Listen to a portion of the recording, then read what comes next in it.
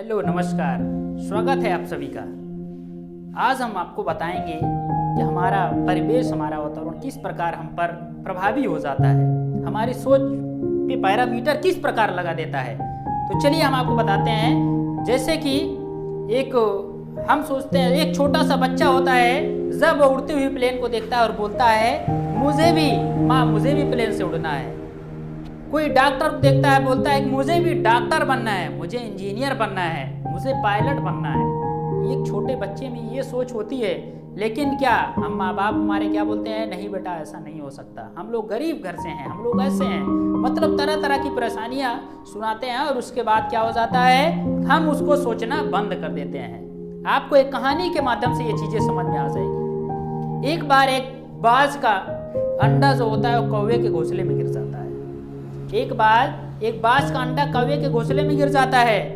जब कौवे के घोंसले में गिर जाता है तो कौवा आता है और देखता है कि ये मेरे पास इतने सारे अंडे हो गए, एक अंडा बढ़ गया वहां पर, लेकिन वो पहचान नहीं पाता है कि इसमें मेरा अंडा कितना था और बढ़ा कितना है।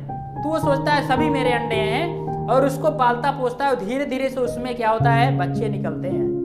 जब बच्चे निकलते हैं तो जो बाज का बच्चा होता है वो थोड़ा सा ज्यादा, क्योंकि बाज की क्वालिटी उसमें थोड़ा सा होती है, तो वो थोड़ा सा ऊंचा उड़ने का प्रयास करता है। जब बच्चे खेलते रहते हैं धूप में तो बाज का बच्चा थोड़ा सा ऊपर उड़ने का प्रयास करता है, लेकिन वहां पर जो कौवा होता है, कौवी होती है, वो बोलती है उसकी माँ जो है, बेटा हम लोग कौवे हैं, हम ऊंचाई तक उड़ नहीं सकते।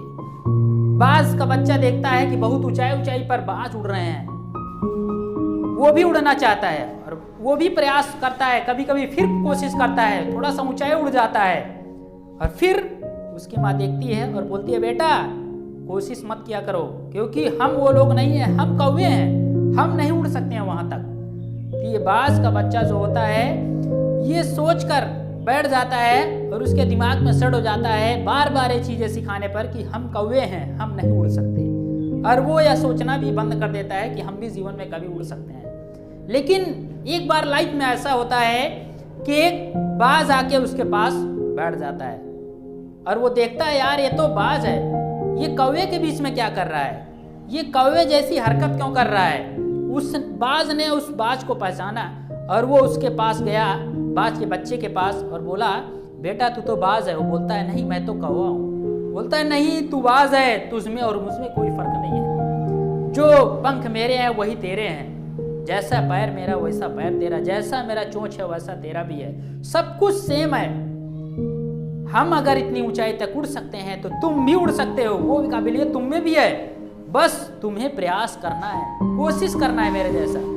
उस दिन इतनी सारी मोटिवेशनल बातों को सुनकर वो बाज का बच्चा काफी मोटिवेट हो जाता है और उस बाज के साथ वो तैयार हो जाता है उड़ने के लिए, और भूल जाता है कि मैं भी एक कौवा, और वो भी उड़ने के लिए रेडी हो जाता है और बाज के साथ वो भी उड़ान भरता है, काफी ऊंचाई तक उड़ता है दोस्तों।